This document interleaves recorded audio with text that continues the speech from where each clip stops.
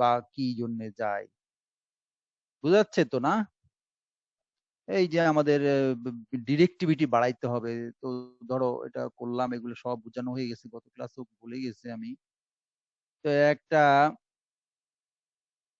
এই টেবিল থেকেও বোঝা যায়, ছবিগুলি থেকে বুঝতেছি, আমরা যদি সিঙ্গেল এলিমেন্টকে যদি আমরা বাড়াইতে মানে লেংথ বাড়াইয়া যদি করতে চাই, ডিরেক্টিভিটি কমাইয়া ডিরেক্টিভিটি বাড়াইতে চাই, তাহলে দেখা যায় যে হাফ ওয়েভ ল্যামডা, 1 ল্যামডা, তারপরে যে 1.3 ল্যামডা যখন চলে যায়, 1.3 ল্যামডা, 1 ল্যামডার উপরে লেংথ গেলেই, 1 ল্যামডার উপর গেলেই দেখো মেইন বিমটা ভেঙে ছোট ছোট মাইনর বিম তৈরি হচ্ছে। তার মানে কি, মেইন বিমের কিছু পাওয়ার এই দিকেও চলে যাচ্ছে, আনওয়ান্টেড ডিরেকশনে চলে যাচ্ছে। তো এটা লেংথ বেশি হলে আরো এটা ইয়ে হয়ে যায়, কি দেখা যায় মেইন বিমটাই ছোট হয়ে গিয়ে মাইনর মাইনর বিমটাই মেজর হয়ে যাচ্ছে। তার মানে আনওয়ান্টেড ডিরেকশনে পাওয়ার চলে যাচ্ছে। তো এই দিকে চিন্তা করে দেখা গেল একটা এলিমেন্টকে যদি তুমি লম্বা করে লেংথ বাড়াইয়া বাড়াইয়া ডিরেক্টিভিটি বাড়াইতে চাও, তাহলে 1 ল্যামডার বেশি পারা যায় না, 1 ল্যামডার বেশি লেংথ বাড়াইলেই প্রবলেম হয়। তো এখন চিন্তা করা হলো যে ঠিক আছে, তাহলে কি করব, অনেকগুলো এলিমেন্ট একসঙ্গে করে একসাথে এদের একটা পিরিয়ডিক নেচারে যদি আমরা করি, পিরিয়ডিক বলতে বোঝাচ্ছি হয় স্ট্রেট লাইনে থাকবে, অথবা একটা ট্রায়াঙ্গুলার শেপে থাকবে, অথবা সার্কুলারলি তুমি যদি প্লেস করো, একটা সার্কুলার ওয়েতে যদি তাদের সারকামফারেন্সের মধ্যে অ্যারে মানে অ্যান্টেনা গুলো প্লেস করো, অথবা একটা প্লেনের মধ্যে তুমি যদি এটাকে ইয়ে ম্যাট্রিক্স আকারে প্লেস করো, তাও হবে প্লেন আকারে। তো এই যে বিভিন্ন জিওমেট্রিতে তুমি যদি এটাকে সাজাও অনেকগুলো অ্যান্টেনা, এবং প্রত্যেকটা অ্যান্টেনা যদি ইনপুট 1, ইনপুট 2, ইনপুট 3, এগুলো ইনপুট গুলো যদি তুমি আলাদা আলাদা ইনপুট দাও, তাহলে এটা অ্যারে হলো।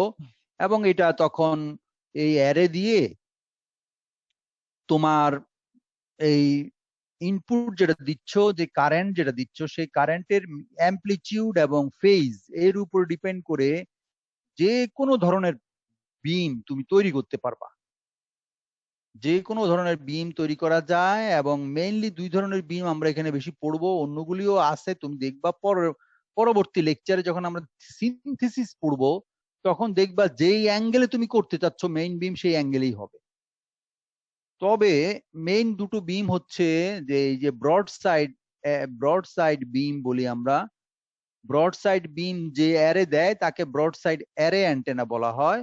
ব্রড সাইড বলতে বুঝাচ্ছি যে আমাদের অ্যান্টেনাটা যদি এই অ্যান্টেনা এলিমেন্ট গুলিকে যদি আমরা হরাইজন্টালি প্লেস করি, তাহলে ওর অ্যাক্সিস সেটাও হরাইজন্টালি হবে, তবে 90 ডিগ্রিতে।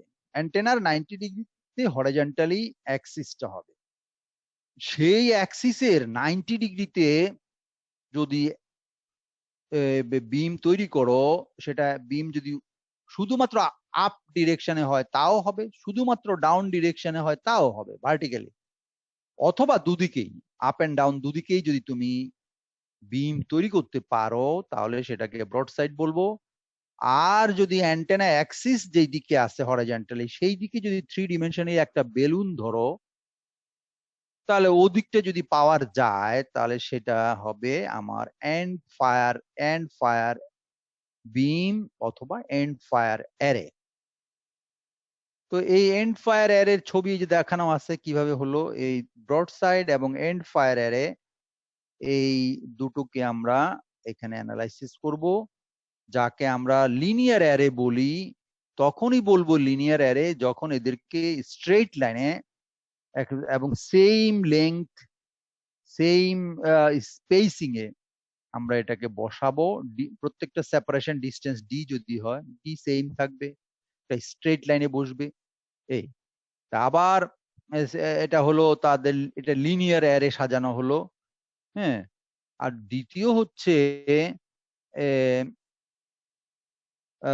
হচ্ছে ইনপুট এক্সাইটেশন, কারেন্টের প্রপার্টি। কারেন্টের যদি এক্সাইটেশনটা, যদি কারেন্টের অ্যামপ্লিটিউড সেম থাকে তাও হতে পারে।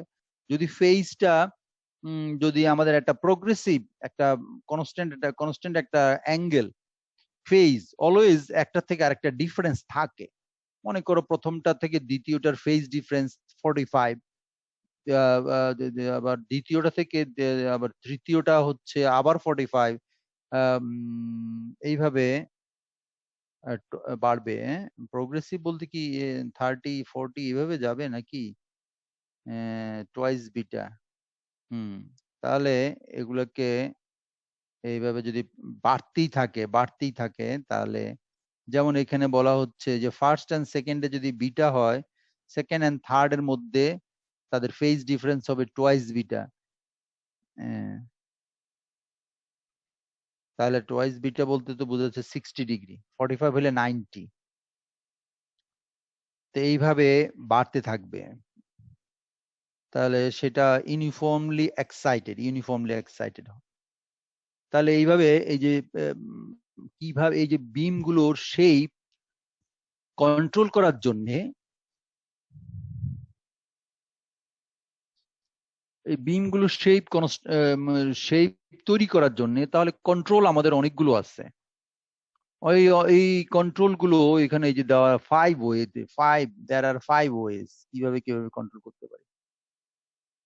তার মানে লেংথ অফ এলিমেন্ট সেম হতে পারে, ডিফারেন্ট হতে পারে। সেপারেশন ডিস্টেন্স ডি সেম হতে ডিফারেন্ট হতে পারে। অ্যামপ্লিটিউড কারেন্টের এক্সাইটেশন কারেন্টের অ্যামপ্লিটিউড সেম হতে পারে, ডিফারেন্ট ফেজ ডিফারেন্ট হতে পারে। তারপর radiation pattern of element, radiation pattern বলতে বুঝাচ্ছি, ধরো আমি এখন ডাইপোল এলিমেন্ট দিয়ে বুঝাচ্ছি, সব ডাইপোল। এই যে একটা টিপিক্যাল অ্যান্টেনা অ্যারে অ্যান্টেনা দেখালাম, এটা ডাইপোল অ্যান্টেনা দিয়ে দেখাইছি, ওয়্যার অ্যান্টেনা। এটা ডাইপোল না হলেও হবে। তুমি যদি এটাকে যদি একটা কি বলে এই হেলিক্যাল অ্যান্টেনা যদি হয়, হেলিক্স টাইপের, স্প্রিং টাইপের দেখাইছিলাম তোমাদেরকে, বিভিন্ন টাইপস অফ অ্যান্টেনার মধ্যে দেখাইছিলাম। স্প্রিং এর মতো, এটা গোল গোল এরকম তারের মতো পেঁচানো। হেলিক্স অ্যান্টেনা হতে পারে, একটার পর দুটা তিনটা চারটা এরকম ভাবে হতে পারে এগুলো তোমার ডিশ অ্যান্টেনাও হতে পারে, ছোট ছোট ডিশ। এটাকে তুমি মানে অ্যারে বানালা, ডিশের অ্যারে বানালা। হতে পারে তোমার এটা মাইক্রোস্ট্রিপ প্যাচ অ্যান্টেনা, দ্যাট মিনস ওই যে আমরা প্রিন্টেড বোর্ডের মধ্যে যে অ্যান্টেনা গুলো বানাই, প্রিন্টেড সার্কিট বোর্ডে, তো ওখানে একটা বানালাম, দুটা তিনটা অ্যারে বানালাম, এরকম হতে পারে বিভিন্ন রকম। তাহলে ডায়াপোলের রেডিয়েশন ক্যারেক্টারিস্টিক্স একরকম, তার রেডিয়েশন প্যাটার্ন একরকম।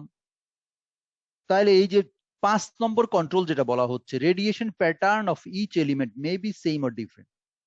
তুমি যদি সবগুলো যদি ডাইপোল নাও তাও হবে, অথবা ডাইপোল নিলা, হেলিক্স নিলা, অথবা ওই মাইক্রোস্ট্রিপ নিলা, মিক্স করে নিলা, অথবা অন্যরকম ডাইপোল, মনোপোল, হেলিক্স সব মিলে তাও হবে।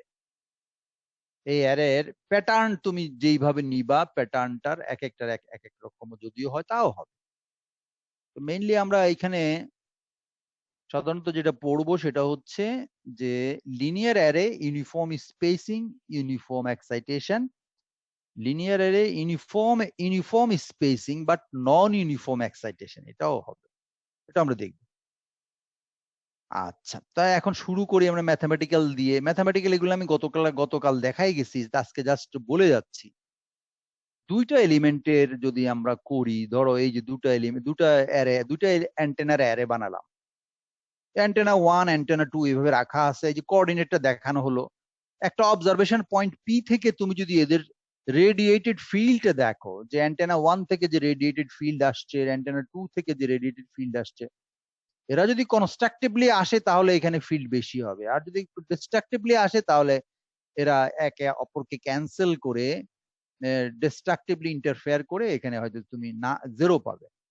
তো কিভাবে পাবে টোটাল ফিল্ডটা? আগে আমরা ক্যালকুলেট করি। টোটাল ফিল্ডটা হচ্ছে vector some of E1 E2। এই যে vector some of E1 E2, এই ভেক্টর সাম করে দেখা গেল যে এটাকে আমরা এরকম ভাবে ইকুয়েশন 7 এই আকারে প্রকাশ করতে পারি, এবং যার একটা অংশ, প্রথম অংশটা হচ্ছে এই যে সেকেন্ড ব্র্যাকেটের মধ্যে যেটা আছে, এটা হচ্ছে অ্যাকচুয়ালি যে একটা এলিমেন্ট থেকে, একটা আইসোট্রপিক এলিমেন্ট বা আইসোট্রপিক অ্যান্টেনা থেকে যদি পি পয়েন্টে কোনো ফিল্ড রেডিয়েটেড ফিল্ড যায়, তার ইকুয়েশন, তার ম্যাথামেটিক্স, যে একটা অ্যান্টেনা, যেহেতু আমরা আইডেন্টিক্যাল, দুটো অ্যান্টেনা আইডেন্টিক্যাল ধরছি, আইডেন্টিক্যাল, ফলে ওখান থেকে যে রেডিয়েটেড ফিল্ডটা যাবে সেটা একটার, ওদের একটা অ্যাজ ইফ সেন্টারে আছে, কোঅর্ডিনেটেড সেন্টারে আছে, এবং সেটা ওই যে সেকেন্ড ব্র্যাকেট ভিতরে যে ফিল্ডটা, এটা হচ্ছে সেটা এই ফিল্ডের ডেসক্রিপশন, ম্যাথামেটিক্স। আর থার্ড ব্র্যাকেটের ভিতরে ইকুয়েশন 7 এর থার্ড ব্র্যাকেটের ভিতরে যে অংশটা আছে, হ্যাঁ, তো সেটা হলো তোমার, এটাকে বলে antenna array, that means sorry, array factor. That means দুটো অ্যান্টেনার অ্যারে ফ্যাক্টরের ক্যারেক্টারিস্টিক্স বহন করছে। দ্যাট মিনস এরা লিনিয়ারলি আছে, বা এরা কি কি অবস্থায় আছে, এদের ফেজ কি অবস্থায় আছে, এইগুলোর ডিসক্রিপশন। তো সেটাকে আমরা অ্যারে ফ্যাক্টর বলি, অ্যারে ফ্যাক্টর। এই অ্যারে ফ্যাক্টর এবং ওটা মাল্টিপ্লাই করে যে ইকুয়েশন 8 দেখালাম আমরা, যে টোটাল ফিল্ড অফ এটা হলো তোমাদের প্যাটার্ন মাল্টিপ্লিকেশনের একটা সূত্র। মানে কি, যে ধরো যদি অনেকগুলো অ্যান্টেনার আমরা অ্যারে বানাই, তাহলে দেখা যায় যে অনেকগুলো অ্যান্টেনা যদি সেম অ্যান্টেনা নেই, তাহলে অ্যাজ ইফ প্রথম অ্যান্টেনা, যে কোনো একটা অ্যান্টেনা থেকে যে সেন্ট্রালি প্লেস করলে যে ফিল্ডটা আসবে, সেই রেডিয়েটেড ফিল্ডের সঙ্গে অ্যারে ফ্যাক্টর মাল্টিপ্লাই করলেই ওই অ্যারের ক্যারেক্টারিস্টিক্স, বা ওই অ্যারে থেকে টোটাল ফিল্ড যেটা রেডিয়েট করছে সেটা পাওয়া যায়। এই ইকুয়েশন 8 দিয়ে সেটাকে বোঝানো হয়েছে এইভাবে। এবার আমরা এই টু এলিমেন্ট অ্যারে থেকে এন এলিমেন্ট লিনিয়ার অ্যারের মধ্যে চলে যাব, যেখানে স্পেসিংটা সেম রাখবো এবং ইউনিফর্ম এক্সাইটেশনটাও সেম রাখবো।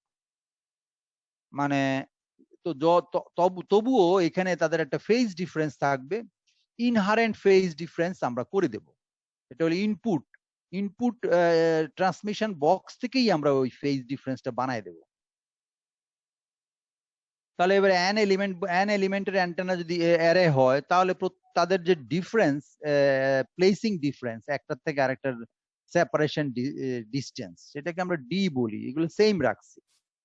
তো রেখে তার মানে কি, একটু আগে যে আমরা প্যাটার্ন মাল্টিপ্লিকেশন পড়লাম, সেখানে আমাদের সূত্র ছিল যে যদি অ্যান্টেনা গুলো সেম হয়, রডটা যদি সেম মোটা, সেম লেংথের হয়, তাহলে আর ওই প্রত্যেকটার ইন্ডিভিজুয়াল ফিল্ড জানা দরকার নাই, যে কোনো একটার রেডিয়েটেড ফিল্ড আমাদের জানতে হবে। এবং সেটা আমরা অনেক আগে কয়েকবার পড়ছি, ডাইপোল এবং এই প্রথম দিকেও আমরা দেখালাম যে একটা অ্যান্টেনা থেকে যে রেডিয়েটেড ফিল্ড আসে, সেটাকে ওই যে উপরের ইকুয়েশন 7 বাম দিকের অংশটা, সেকেন্ড ব্র্যাকেটের ভিতরের অংশটাই হচ্ছে আইডেন্টিক্যাল, ওটা হচ্ছে একটা, মনে করো ওটা সেম। তাহলে এবার অ্যারে ডান দিকের যে অ্যারে ফ্যাক্টর যেটা হবে মাল্টিপ্লিকেশন, সেটা অ্যান অ্যারের জন্য এইরকম ভাবে ইকুয়েশন 11 দিয়ে আমরা লিখতে পারি। তাহলে ইকুয়েশন 11 দিয়ে যদি লেখো, এটা অ্যাকচুয়ালি এই ইকুয়েশনটা অ্যাকচুয়ালি, এখন এটাকে আমি হোয়াইট বোর্ডে যাচ্ছি, আবার দাঁড়াও তোমাদের একটু এক্সপ্লেনেশন দেওয়ার জন্য।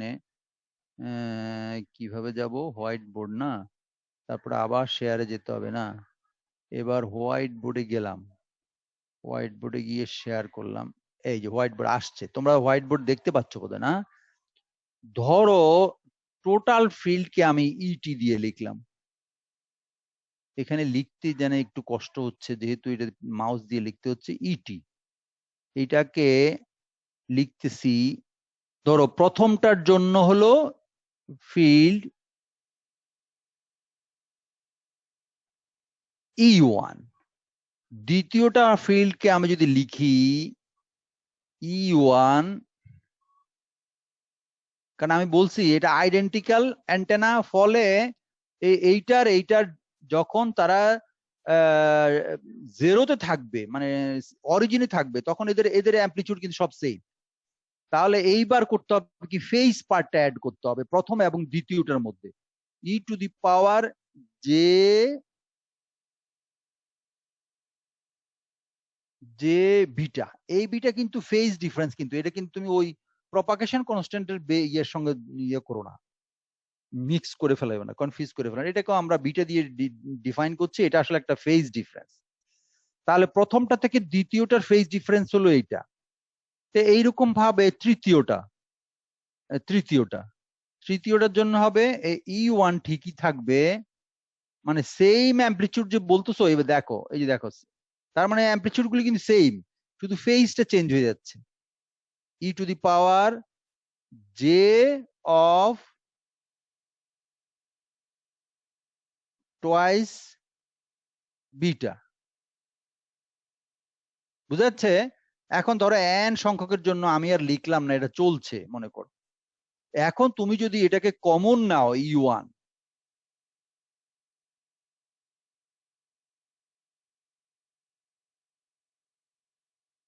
তাহলে এটাকে কিভাবে লিখবো আমরা?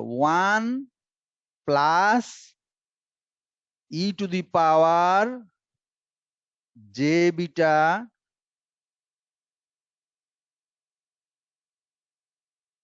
Plus E to the power J twice beta. Tanim, বুঝতে পারতেছো আমার ডেরিভেশনটা? এই যে এবার চলে যাচ্ছে এন সংখ্যকের জন্য চলে যাচ্ছে। আমি এইভাবে একটা ব্র্যাকেট দিলাম ডান দিকে। এই যে মাঝখানের এই অংশটাকে আমরা বলি array factor for N element. এই অ্যারে ফ্যাক্টর এএফ। বুঝা গেছে এএফটা কিভাবে আসলো? বুঝা গেল? এই দেখ কিভাবে আসলো, বুঝা গেছে? এবার আমি কিন্তু ছেড়ে আবার ইকুয়েশনে চলে যাচ্ছে। আসলে আসলে এই অংশটা আমার আরেকটু ইলাবোরেট করা উচিত ছিল, ভুল করছি আমি আসলে। তাহলে এটাকে লেকচারে আবার ঢুকাবো। আমার মনে হয় তোমরা আমাকে এই লেকচারটা আবার আপডেট করতে দিও। গতবারের লেকচার তো হয়তো একটু মাঝে মাঝে রয়ে গেছে, যেটা আমি হয়তো আমার তখন চোখে ধরা পড়ে নাই, এখন ধরা পড়তেছে। আবার ব্যাক করলাম শিটের মধ্যে, দেখো এই যে লিখছি, the array factor of an identical elements is given by এই ইকুয়েশন 11। এবার তোমরা বুঝতে পারতেছো অ্যারে ফ্যাক্টর কিভাবে আসলো? ওই আইডেন্টিক্যাল এর মধ্যে ওই E1টা আমি আর বলি নাই, কিন্তু আসলে লিখলে ভালো হইতো, যে ওটা অ্যাম্পলিটিউড অংশটা প্রত্যেকটার সেম রাখছি, লিনিয়ার অ্যারে যেহেতু। তাহলে দেখো এবার শুধু ওই ফাই এর ডেসক্রিপশনটা আসছে, সাইটা হচ্ছে তোমার এই যে লিখছি কে ডি কস্থিটা প্লাস বিটা। আচ্ছা, কে ডি কস্থিটা আসছে তোমাদের, কে ডি কস্থিটা হচ্ছে কিন্তু পাথ ডিফারেন্স থেকে আসছে।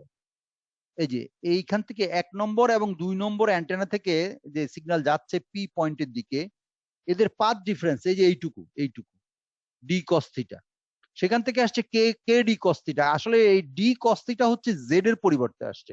এটা গতকাল একবার বলে গেছি এই এক্সপ্লেনেশনটা। বুঝতে যাচ্ছে তোমাদের? কালকে এটা বুঝতে পারছো না? আবার বলতে? আবার এই বিটাটা হচ্ছে ইনহারেন্ট, আমাদের দেওয়া গিভেন ফেজ ডিফারেন্স। তাহলে এইটা হচ্ছে তোমার অ্যাকচুয়ালি ওই একটু অ্যাঙ্গেল করে যাওয়ার জন্য কে ডি কস থিটা, এই অংশটা পাথ ডিফারেন্স। এটা হচ্ছে তাদের মানে ওই অবস্থানের জন্য, এখন যে ছবিটা আছে সেই ছবিটার জন্য এটা। কিন্তু ওই বক্স থেকে যেটা ট্রান্সমিটিং ইলেকট্রনিক বক্স থেকে কিন্তু আমরা ইচ্ছা করেই প্রত্যেক প্রত্যেকটার সাথে প্রত্যেকটার ফেজ ডিফারেন্স বিটা করে দিছি। তাহলে ওই ফেজ ডিফারেন্সটা থাকবেই, প্লাস ওই তাদের পাথ ডিফারেন্সটা এর সঙ্গে অ্যাড হয়ে টোটাল ফেজ ডিফারেন্সকে আমরা সাই বলে 12 ইকুয়েশনে দেখাইছি। বুঝা গেল? এইবার এইগুলোকে শুধু একটু ম্যানিপুলেশন করা, মানে এটা ম্যাথামেটিক্যাল কায়দা, আর কিছু না। এই এদিক সেদিক করে এইটা সেইটা করে এটা এই দেখো এগুলো তোমাদের পারবা, তোমরা দেখলেই বুঝবা। এটা করে আমরা এটাকে এইভাবে সাজালাম। ওই তো ইকুয়েশন নাম্বার চলে আসছি পার হয়ে, ইকুয়েশন নাম্বার এই যে 15তে সাজালাম। এখানে একটা ফেস পার্ট আছে ই টু দি পাওয়ার, এটা আর একটা হলো দেখো এখানে একটা তার মানে কোএফিসিয়েন্ট টাইপের একটা অংশ আছে, যেটাকে অ্যামপ্লিটিউড বলতে পারো।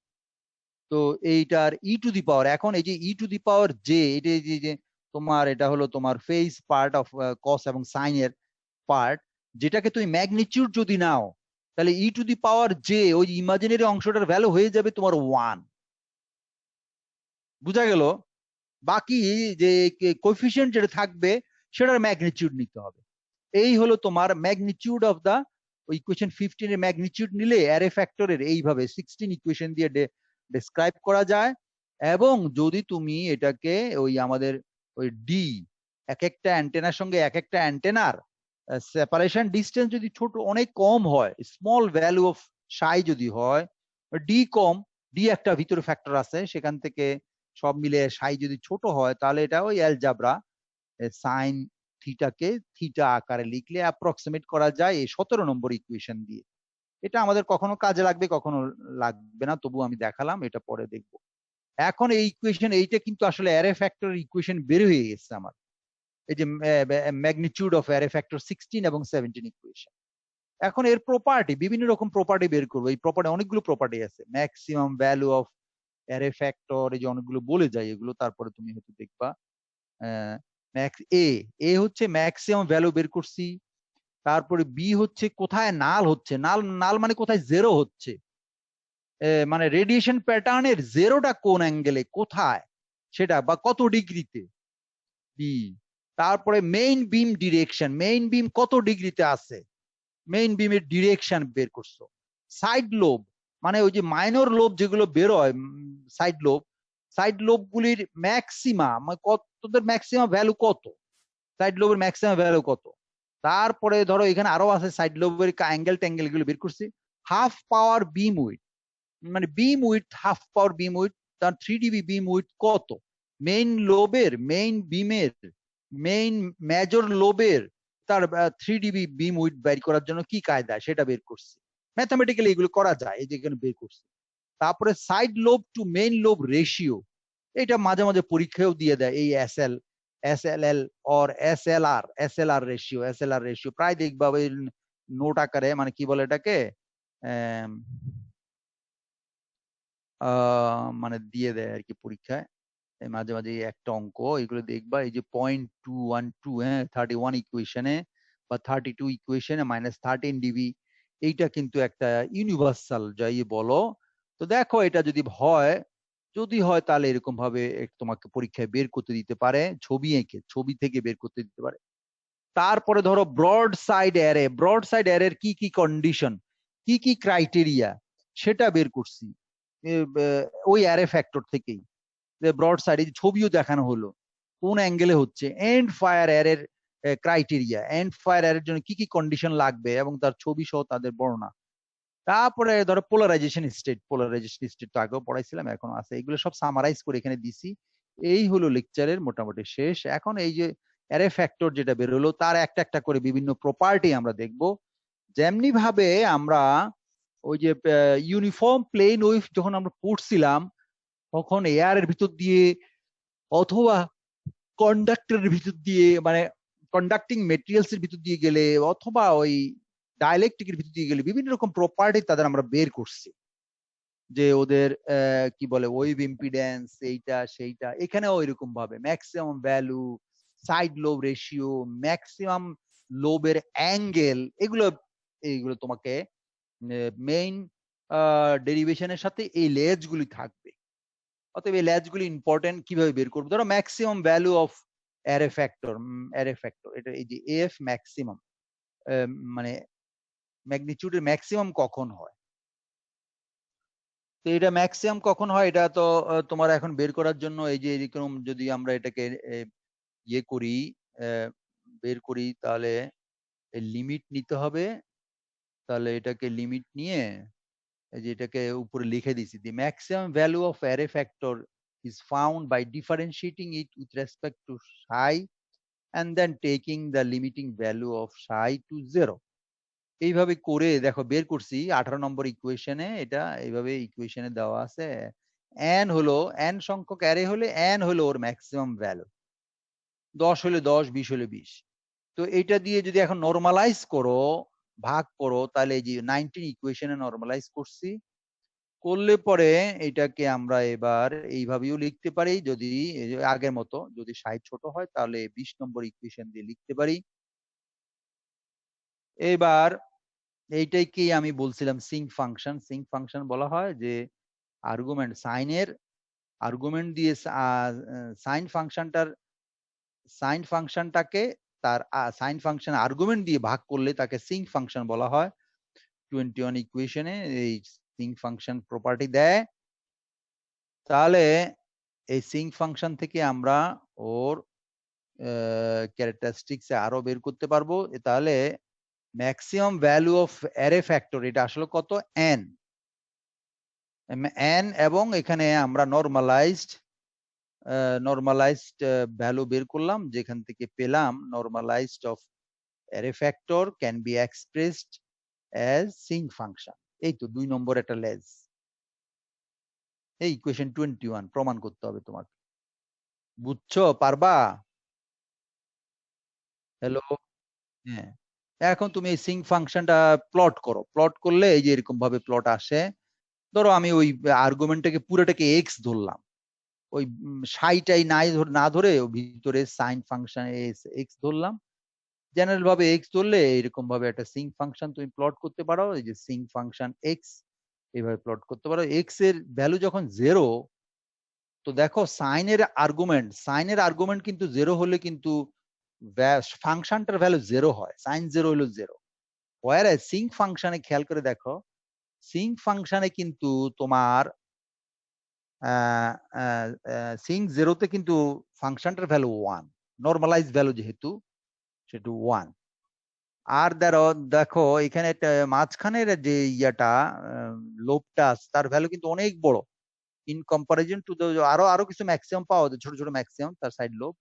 এগুলোকে সাইড লোব বলবো আমরা, এই যে সাইড লোবের ক্যারেক্টারিস্টিক্স। তো মেইন লোবটা হচ্ছে মাঝখানেরটা, আর পাশের যে ম্যাক্সিমাম গুলো আছে এইগুলো হচ্ছে সাইড লোব। সাইড লোবের ক্যারেক্টারিস্টিক্স, তো মেইন লোব এর ক্যারেক্টারিস্টিক্স হলো এক্স ইকুয়াল টু 0 দুই পাশে এইভাবে। তো এই সিঙ্ক ফাংশন, এখন এটার থেকে আমরা অন্যান্য প্রপার্টি গুলো বের করব। দেখা যাচ্ছে সিঙ্ক ফাংশনটা পাই টুয়াইস পাই এভাবে এত ডিস্টেন্স দূরে গিয়ে 0 হয়। দ্যাট মিনস এই যে আমাদের ইয়ে লোব আছে, লোবের যে নাল বা 0, এই পজিশন গুলো হচ্ছে যে এই যে পাই টুয়াইস পাই, এগুলো নাল বলে এগুলাকে। যেমন একটা ক্যারেক্টারিস্টিক্স আমি তোমার দেখাই, রেডিয়েশন প্যাটার্ন। এই রেডিয়েশন প্যাটার্নে এটাতে তো অনেকগুলো আছে, বোঝা যাচ্ছে না আমার, এটাতে অনেকগুলো আমার এটাতে তো আর বেশি দেখি নাই। ঠিক আছে, তাহলে একটা একটা করে দেখাই কি করা যাবে, দেখতে হবে। যখন ধরো এই মেইন লোবটা যখন একেবারে এই যে ঘুরতে ঘুরতে এইখানে কি 0 হচ্ছে, এইটা কি বলি আমরা নাল বা 0। এই যে এখানে আরেকটা লোব আছে, এটা মেজর মেজর লোব না, তারপরেও কিন্তু মাইনর লোবটাই ডমিনেন্ট হয়ে গেছে, এটাকেও আমরা ইয়ে করতে পারি। তবে মেজর লোব কিন্তু এইটা আসলে 90 ডিগ্রিতে মেজর লোব। তো মেজর লোব 90 ডিগ্রিতে হওয়ার পরেও এখানে দেখো যেখানে কি সে 0 হচ্ছে দুই পাশে, এগুলোকে বলে নাল পয়েন্ট, 0 ভ্যালু, এই 0 ভ্যালু। তো এই মেইন লোবের পাশের গুলো, এই যে সাইড লোব, এগুলোর কিন্তু ম্যাগনিটিউড ধীরে ধীরে কমতেছে। এটা হলো কমার কথা, এটাই হলো তোমার ক্যারেক্টারিস্টিক। যেমন এইটা স্পষ্ট বোঝা যায়, মেজর লোবটা কিন্তু অনেক বড়, তার মাইনর লোবগুলি কিন্তু আস্তে আস্তে কমে আসতেছে। তো এই আর কি, এগুলাকেও এইখানেও এইগুলাকে 2 ডিমেনশনাল ছবিতে সিঙ্ক ফাংশন আকারে যেহেতু প্রকাশ করছি, এগুলো সাইড লোবের ম্যাক্সিমা বুঝাচ্ছে, এই আর কি।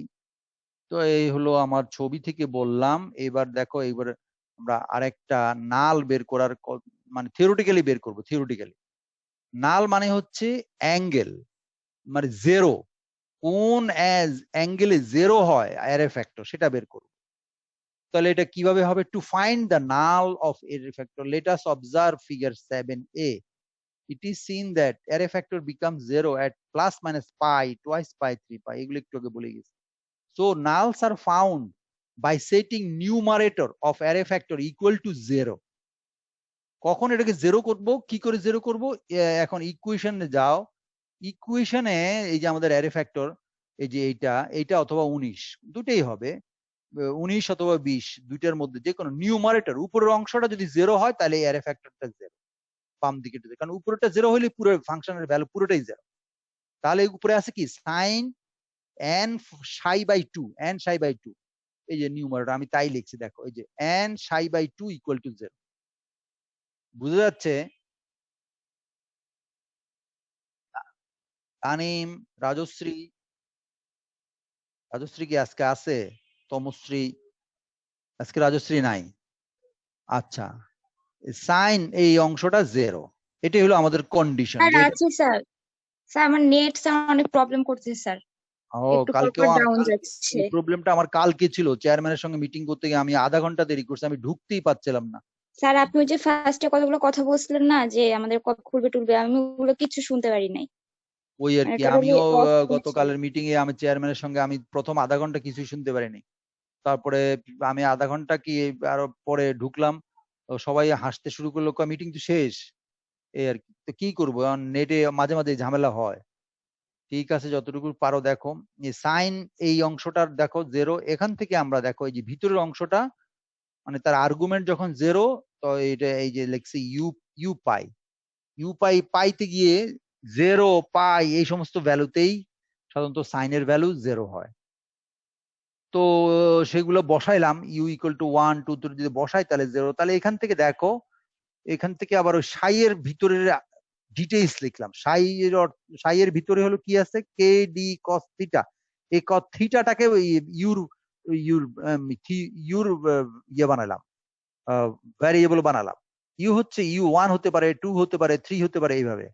তাহলে এই পুরোটা লিখে এখানে ইউ পাই করে এবার থিটা ইউআই বাইর করো।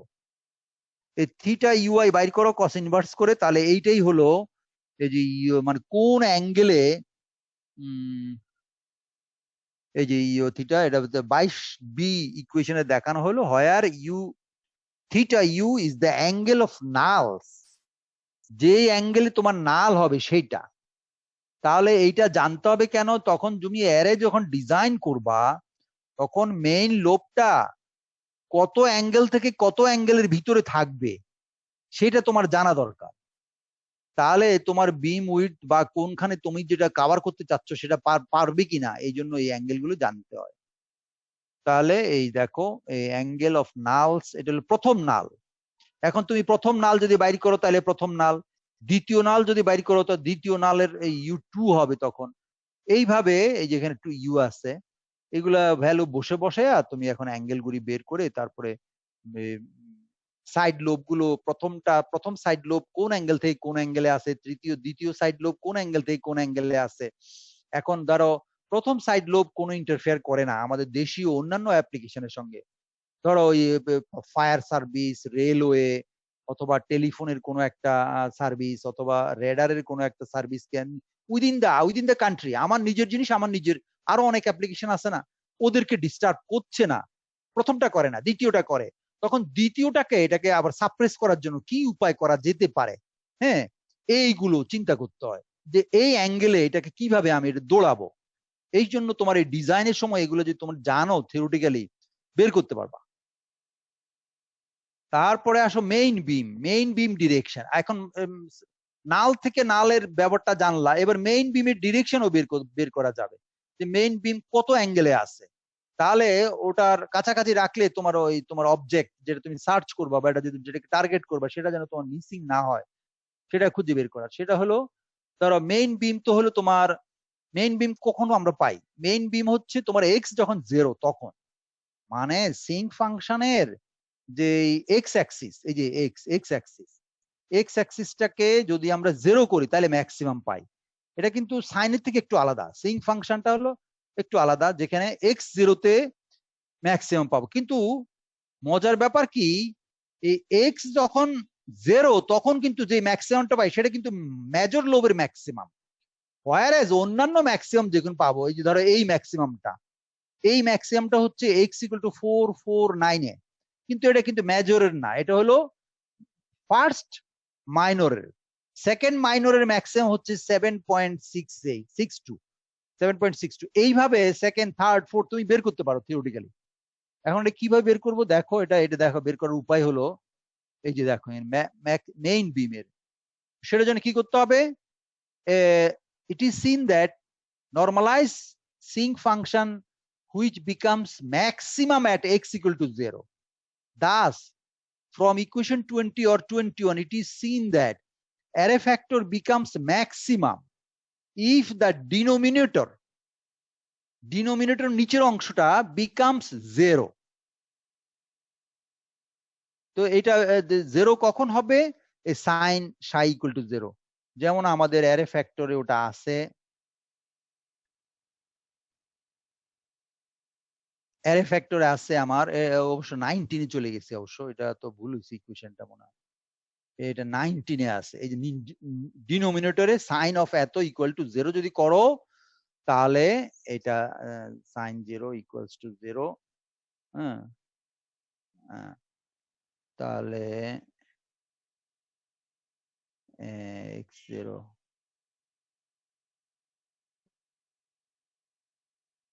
আচ্ছা, ডিনোমিনেটর বিকাম 0 ওখান থেকে। তাহলে ইকুয়েশন এখানে একটু বোধহয় তোমরা এটাকে চেঞ্জ করলেও করতে পারো, এটাকে আসলে 19-20 বানাও যদি সম্ভব হয়। আমি এটাকে আবার একটা আপডেট দেবো তোমাকে এই শীটের, আমি একটু মডিফাই করছি, এটা গতবারেরটা একটু ভুল রয়ে গেছে এখানে 19-20। যাই হোক, এখানে sine theta sine equal to 0, সেখান থেকে এর কারণ হলো যে দেখো সাই বাই 2 ইকুয়াল টু 0, এইটা বেরোলো দেখো। তুমি 19-20 আসলে 20-21 হলেও হয়, কারণ সাই বাই 2 তো আছে, এই সাই বাই 2 আছে এখানে। এই দেখো এখানে 21-এ, যে 21-এর মধ্যে এক্স অথবা 20-এর মধ্যে সাই বাই 2 আছে।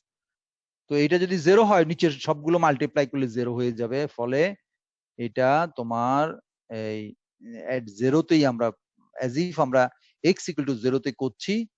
তো এক্স ইকুয়াল টু 0তে করলে এইভাবে তুমি এটাকে এটাকে এই ইয়ে করতে পারো, যেখানে আমি theta x equal to 0 K theta 0 দিয়ে ডিনোট করলাম। থিটা 0 মানে হচ্ছে তোমার ওই সিঙ্ক ফাংশনের এক্স অ্যাক্সিসটা 0তে, 0 ভ্যালুতে কত, সেখান থেকে কস ইনভার্স করে তুমি বের করো। 23 ইকুয়েশন দিয়ে আমরা বের করছি, সেটা হলো এবার is the angle of main beam maximum. Main বিমের ম্যাক্সিমাম কততে গেল সেটা বের করলাম। এইভাবে মেইন বিমের ম্যাক্সিমাম বের করে তুমি এখান থেকে ওই ইয়েও বের করতে পারো, হাফ মাইনাস 3 ডিবি বিম উইডথ তো বের করা যায়। এইভাবেই বের করবো, নিচে আছে আমি দেখাবো কিভাবে বের করা যায়। একইভাবে এই নিচের আরেকটা অঙ্গ, এই যে আরেকটা সাইড লোব সেকেন্ডারি ম্যাক্সিমাম কিভাবে বের করবো। সেকেন্ডারি ম্যাক্সিমাম গুলো তোমাদের আমি একটু আগে দেখাইছি। এই যে সেকেন্ডারি ম্যাক্সিমাম গুলো কোথায় কোথায় হয়, সেটা হলো প্রথম এক্স ইকুয়াল টু 0তে হয়। প্রথমে এক্স ইকুয়াল টু 0তে হবে ম্যাক্সিমাম, এটা কিন্তু মেজরের জন্য। মাইনর বা সাইড লোব বা সেকেন্ডারি গুলো, সেকেন্ডারি বলে মাইনর বা সেকেন্ডারি, এগুলোর ম্যাক্সিমাম হচ্ছে এই যে এই দেওয়া আছে ছবিতে, এই 4.49, তারপরে 7.62 এগুলো। তো এইগুলোতে, এগুলো তোমার যে আমি এই ভ্যালু গুলো নিছি, এটা একটা সিঙ্ক ফাংশনের ক্যারেক্টারিস্টিক্স থেকে নিছি, টেবিল টেবিল দেওয়া থাকে বইতে, ওই টেবিল থেকে নিছি। এটা তুমি কিন্তু নর্মালি ইকুয়েশন দিয়ে বের করতে পারবে না, কারণ সিঙ্ক ফাংশনটা একটু ভেজাল্লা। এটা সাইন ফাংশনের মতো তোমাকে একেবারে অ্যাকুরেট +1 -1 ভ্যালু দিবে না, ফলে এই ভ্যালুগুলো তোমার মনে রাখতে হবে আরবিট্রারি। এটা আমি টেবিল থেকে নিছি যে কোথায় কোথায় এদের ম্যাক্সিমাম। এক্স ইকুয়াল টু 0তে ম্যাক্সিমাম 4.49, এক্স এর ভ্যালু যখন 4.49 তখন ম্যাক্সিমাম, এইভাবে। তাহলে এবার কি করতে হবে, main beam maxima will occur at x equal 0 and the secondary বা side lobe maxima will occur at x equal to এই ভ্যালুগুলিতে।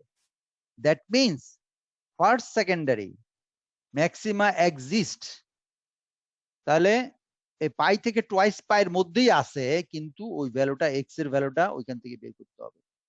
যেমন এখানে এটা এটা হলো তোমার পাই, এটা হলো টোয়াইস পাই, এর মাঝখানে আছে প্রথম সাইড লোবের ম্যাক্সিমাম, তারপর টোয়াইস পাই 3 পাইয়ের মাঝখানে আছে সেকেন্ড ম্যাক্সিমাম। এইভাবে এগুলো লজিক, লজিক থেকে এই ছবি থেকে পাওয়া যায়। তা যদি হয় তাহলে এবার কি করতেছি, angle at which secondary maximum will occur. প্রথমে অ্যাঙ্গেল বের করব, সাইড লোবের অ্যাঙ্গেল। এই যে কিভাবে বের করি, ইন জেনারেল সেকেন্ডারি ম্যাক্সিমাম কখন হবে, যখন আমাদের নিউমারেটরটা ম্যাক্সিমাম হবে, নিউমারেটর ম্যাক্সিমাম হবে, তখনই আমরা ভ্যালু পাবো। তার মানে কি, যখন এটার এই এন এটা ভ্যালু 1 হয়, ম্যাক্সিমাম ভ্যালু 1, তখনই আমরা ম্যাক্সিমাম পাবো। এটা কিভাবে, এটা তার মানে এই সাইন অফ এত ভ্যালু 1, এবং সেটা তোমার এই যে ইকুয়েশনটা আছে, এই যে 19 অথবা 20 অথবা 21, যে উপরে নিউমারেটর যেটা আছে সাইন এন সাই বাই 2, এর ভ্যালু যখন 1 হবে, হ্যাঁ এইটা যখন মানে ম্যাক্সিমাম হওয়া মানে ওটা 1 হয়, তাহলে কোন ইয়েতে সেটা হবে সেটা বের করছি। যখন ম্যাক্সিমাম হবে তাহলে এটা হলো এখান থেকে তুমি এই যে এই পাইটাই লিখলা S1 S প্লাস মাইনাস 1 2 3 এগুলো হচ্ছে এস এর ভ্যালু, সাইড লোব। তো কে থিটা এস দিছে মানে সাইড লোবের থিটা। তো এখান থেকে তুমি থিটা এস বের করতে পারো। 24 secondary side lobe maximum will occur এই অ্যাঙ্গেল হয়। গেল এটা, এগুলো খুব একটা কঠিন না, পারবা মনে হয়, এগুলো যাবে। Magnitude of first secondary maxima, magnitude হলো এই যে লিখলাম ওই যে সাইনের যে আর্গুমেন্টটা, হুম, সাইড লোব ইয়েটা সেটার ভ্যালু প্রথম এস এর জন্য, মানে এস ইকুয়াল টু 1 মানে হচ্ছে প্রথমটার জন্য বের করব। তো এটা এরকম ভাবে ওই যে উপরের যে ইকুয়েশন ছিল 1 হবে, সেই ফর্মুলা থেকে আসছে। এই যে এটা 1 এবং শেষ পর্যন্ত প্লাস, মানে এই যে এস এর ভ্যালু প্লাস মাইনাস 1 যদি হয়, এস এর ভ্যালু প্লাস মাইনাস 1 যদি হয় তাহলে তাহলে এখন এখানে যদি তুমি 1 বসাই এই কাজটা করলে তুমি এখান থেকে এইখানে এই ইকুয়েশনে এইটা পাবে, এই 24 সি। এই 24 সি তে তুমি এই ইকুয়েশনটা এখান থেকে তুমি অ্যারে ফার্স্ট অ্যারের জন্য এই যে ইনটু ইকুয়েশন এই ম্যাগনিটিউড, এই ম্যাগনিটিউড বের করো। এই ম্যাগনিটিউড হচ্ছে প্রথমটার জন্য ম্যাগনিটিউড এত, আর দ্বিতীয়টা প্রথম মেইন লোবের ম্যাগনিটিউড তো 1, আর এই প্রথম সাইড লোবের ম্যাগনিটিউড হলো এত। তা এখন এইটাকে একটাতে রেশিও করলেও আমরা ইয়ে পাবো। তাহলে for large value of N, এইটা কি small we can approximate 24 D, এটা লেখা যায় এরকম। এই যে 24 ডি কে যদি অ্যাপ্রক্সিমেট করো তাহলে ভ্যালু হলো 2.212। দ্যাট মিনস আমার মেজর লোবের ম্যাগনিটিউড হচ্ছে 1, whereas সাইড লোবের ম্যাগনিটিউড হচ্ছে 2.212। এটা হচ্ছে আমার সেকেন্ডারি ম্যাক্সিমামের প্রথমটার ম্যাগনিটিউড হলো এত, তারপরে গুলো আরো কমে, এখান থেকে দেখো, এখান থেকে আমরা যদি সাইড লোব রেশিও বের করি, এটা একটু পরে আসি, তাহলে ডিতে এটা উল্টো পাল্টা হয়ে গেছে আমার মনে হয়, পরে করলে ভালো হইতো। এই যে সাইড লোব রেশিও যখন বের করছি, main lobe to side lobe to main lobe ratio যখন করি আমরা, এই দেখো অ্যারে ফ্যাক্টর এটা হচ্ছে 1, হ্যাঁ, অ্যারে ফ্যাক্টর। আর আর এস এল তো আমরা পেলাম, যার 0.2/2, এই যে একটু আগে পেলাম আমরা একটা ইকুয়েশনে। তাহলে কি হচ্ছে, ডেফিনিশনটা হচ্ছে এস এল আর বলে, এস এল আর অথবা এস এল এল অথবা এস এল আর টাই বেশ পপুলার। কোন বইতে এস এল এল লেখে। সেটা হলো সেকেন্ডারি ম্যাক্সিমামকে মেইন বিমের ম্যাক্সিমাম দিয়ে ভাগ করতে হবে। তাহলে সেটা হলো এই যে 0.22, এটা আমরা একটু আগে পেয়েছি।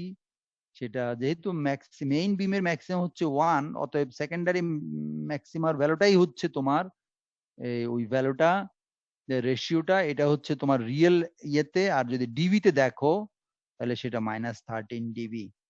তাহলে এটা কিভাবে আসলো এবার বুঝতে পারছো? এটা কিন্তু পরীক্ষায় ডেরিভেশনটা দেয়। ফলে এটার সঙ্গে কিন্তু ওটা জড়িত। আমার মনে হয় এটা ওখানে নিলে ভালো হইতো, আমি কেন যে এখানে আনলাম বুঝলাম না। গেল। তারপরে ধরো ওই যে হাফ পাওয়ার বিম উইথ কিভাবে করলাম সেটা একটু আগে আমি বলে গেছি বিভিন্ন রকম অ্যাঙ্গেলে, যে হাফ পাওয়ার বিম উইথ বের করার জন্য আমার 3 ডিবি লাগে, 3 ডিবি পয়েন্ট। এখন 3 ডিবি যদি 3 ডিবি হচ্ছে তোমার পাওয়ারের জন্য 3 ডিবি। যদি এটা ইলেকট্রিক ফিল্ড হয়, প্যাটার্ন তো দুই রকম, ফিল্ড প্যাটার্ন, পাওয়ার প্যাটার্ন।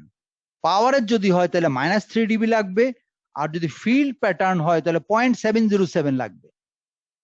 তো 0.707 যেখানে হবে, এটা তো যেহেতু তোমার ওই যে হাফ পাওয়ার বিম উইডথ, যেহেতু এগুলো এই অ্যারে ফ্যাক্টরটা হচ্ছে তোমার ইয়ে ফিল্ডের, পাওয়ার না, এটা কিন্তু এটা ফিল্ডের জন্য আমরা করছি।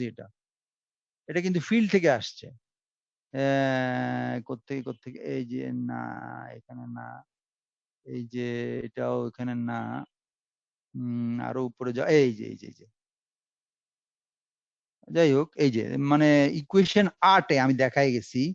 ইকুয়েশন 8-এ কি, এটা ET, total electric field. Total electric field কিন্তু এটা, যেখানে অ্যারে ফ্যাক্টর ইনভলভ। এইটুকু হচ্ছে তোমার একটা যে কোনো E1 বা E2-র একটার radiation strength plus radiation array factor.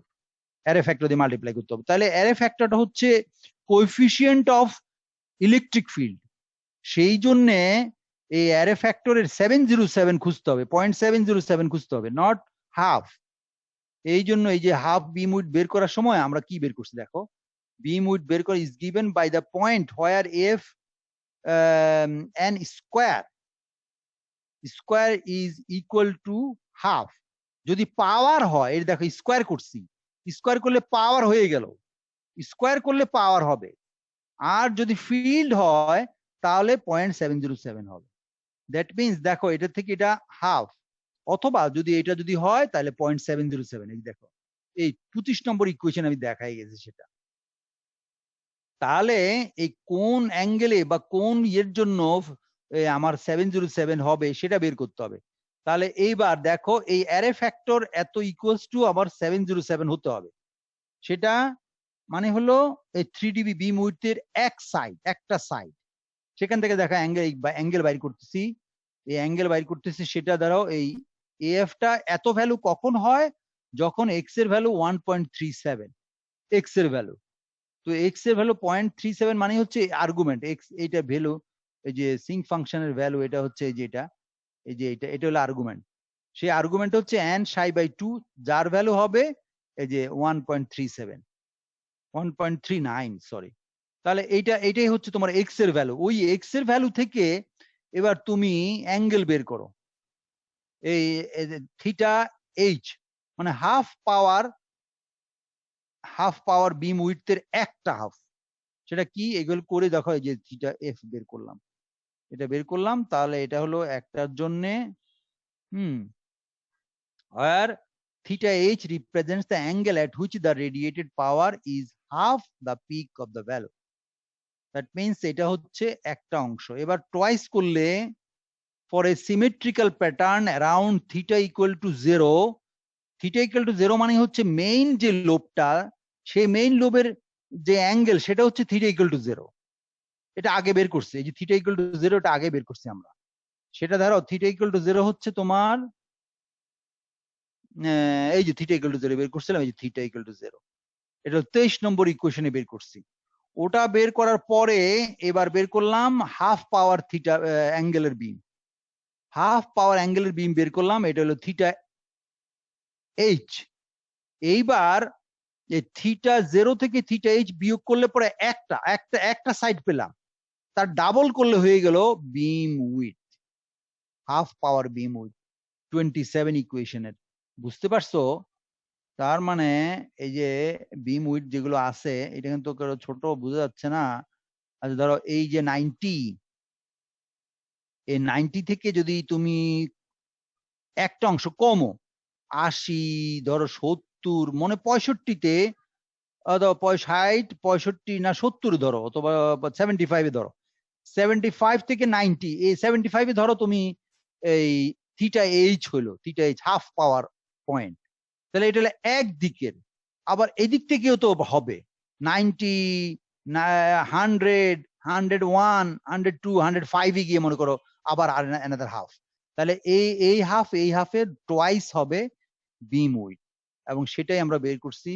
এই দেখো হাফ পাওয়ার বিম উইডথ হচ্ছে এই মেইন বিমের অ্যাঙ্গেল, আবার হাফ পাওয়ার পয়েন্টের অ্যাঙ্গেল বিয়োগ করে যে অ্যাঙ্গেলটা বেরোলো তাকে টোয়াইস করলেই হাফ পাওয়ার বিম উইডথ বেরোবে। বুঝা গেল কিভাবে প্রপার্টি গুলো বেরোচ্ছে? বুঝা যাচ্ছে? তোমরা পারবা? এবার ধরো ব্রড সাইড অ্যারেতে আসলাম। ব্রড সাইড অ্যারে হলো কি কন্ডিশন? ব্রড সাইড অ্যারের কন্ডিশনটা হচ্ছে এখন তোমার আবার ওই থিটার মধ্যে চলে যেতে হবে। থিটা কি, ধরো এই যে এটা না, এটা না, এটা না, এইটাও না, মনে হয় না, এই যে এইটা। তো এইটা যদি হয়, এইটাতে দেখো কি হচ্ছে,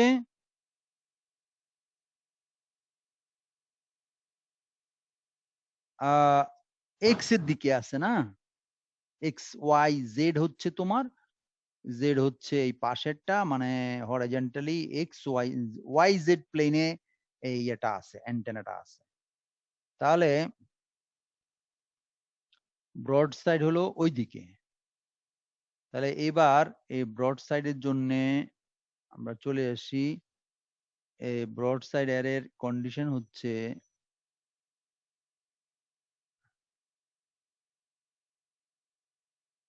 হ্যাঁ, ব্রড সাইড অ্যারে হচ্ছে ধরো যখন আমাদের theta theta equal two 90, theta equal two 90, that means ধরো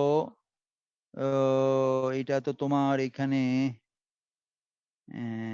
কিভাবে দেখালো,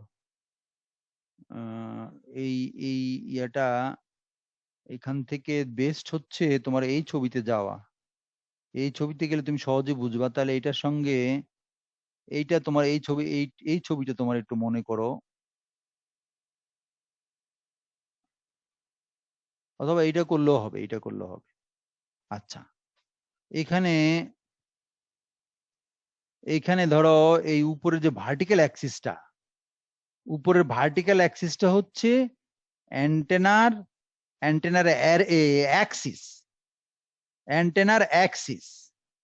কারণ ধরো এটার থেকে এটা আরো ভালো বোঝা যাবে না, এটা না, সরি, এই ছবিটা দেখো, তোমাদের ছবিটা সামনে আসছে, এই ছবিটা দেখো, এটা ওটার থেকে ওটাতে পয়েন্ট দেওয়া, এটা এটা অ্যান্টেনা গুলো শোয়ায় দেওয়া আছে, এটা তুমি বুঝবো ভালো। তাহলে এই অ্যান্টেনার অ্যাক্সিসটা কোন দিকে আছে? জেড ডিরেকশনে না? হ্যালো, অ্যান্টেনা অ্যাক্সিস আমি এটার সঙ্গে মিলিয়ে বলছি, এই যে এটার সঙ্গে মিলিয়ে বলছি, কারণ এটা তো আরবিট্রারি একটা ছবি। আমরা আসলে অ্যানালাইসিস যেটা করছি, অ্যানালাইসিস করছি আমরা এই কোঅর্ডিনেট ধরে, এই সেট আপ ধরে, তাই না? যত যত ইকুয়েশন ডেরাইভ করছি এই সেট আপ ধরে করছি।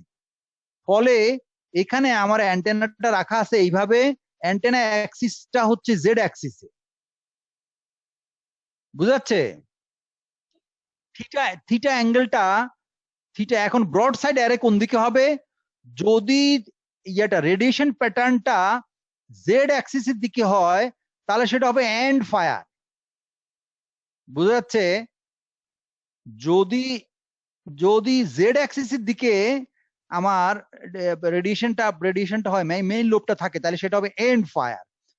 আর এই জেড অ্যাক্সিসের 90 ডিগ্রিতে, যেটা আমি এই 3 ডিবি ছবিতে দেখাইতে পারছি না, which is the actually X axis, অথবা তুমি এই যে আমার কম্পিউটার স্ক্রিন যেটা আছে, কম্পিউটার স্ক্রিনের পারপেন্ডিকুলার আমার দিকে, বুঝতে পারছো কিনা? কম্পিউটার স্ক্রিন যেটা, যে প্লেনটা আছে, কম্পিউটার প্লেন, স্ক্রিনের প্লেন, যার উপরে জেড অ্যাক্সিসটা এভাবে এভাবে দাঁড় করানো আছে, বুঝা গেল? জেড অ্যাক্সিসটা এখানে দাঁড় করানো, এখন তার থেকে আমার দিকে, এই যে আমি আঙ্গুল দিয়ে দেখালাম, মনে হচ্ছে না দেখা যাচ্ছে? তোমার দেখা যাচ্ছে? মানে একটা একটা ভার্টিক্যাল অ্যাঙ্গেল, মনে করো একটা ভার্টিক্যাল অ্যাঙ্গেল আমার দিকে আছে, একটা ভার্টিক্যাল পেন্সিল কল্পনা করো, জেড অ্যাক্সিসের ভার্টিক্যাল, সরি ভার্টিক্যাল বললে হবে না, আমার দিকে, আমার দিকে কল্পনা করো, আমার দিকে, আমার দিকে ভার্টিক্যাল বললে এটা ভুল হবে, আমার দিকে একটা পেন্সিল, আমার দিকে কল্পনা করো। তাহলে কি হবে সেটার, এই ছবিটা যদি 3 ডিমেনশনালি কল্পনা করো, এই আমার থিটা, থিটা অ্যাঙ্গেল তো এটাতে রোটেট করো, থিটা, থিটা রোটেট করলে যখন তুমি থিটা প্লেন এখানে আসবে, তখন এইটার থিটা তো জেড থেকে 90 ডিগ্রিতে আমার দিকে হলো 90 ডিগ্রি, বুঝতে পারতেছো? এবং ওই 90 ডিগ্রি কিন্তু এই অ্যাঙ্গেলের কিন্তু কোন দিকে খেয়াল করে দেখো, অ্যান্টেনার অ্যাক্সিসের কোন দিকে? 90 ডিগ্রিতে ব্রড ইয়া হচ্ছে, পজিশন হচ্ছে। তাহলে বুঝতে পারতেছো 3 ডিবি আমি যে বুঝালাম একটু কনফিউজিং? হ্যাঁ, এখানে তোমার এই ছবিতে দেখা যাচ্ছে এই যে থিটা ডিগ্রি, পি পয়েন্টটা, যে পি পয়েন্টটা তো এই প্লেনে আছে না, কম্পিউটার প্লেনে আছে না, কম্পিউটার স্ক্রিনের প্লেনে। হ্যালো, বুঝতে পারতেছো? কম্পিউটার স্ক্রিনের প্লেনে আছে না, এই যে পি পয়েন্ট, অবজারভেশন পয়েন্ট, এইটাকে তুমি ধরো, আঙ্গুল দিয়ে ধরে এটাকে রোটেট করো।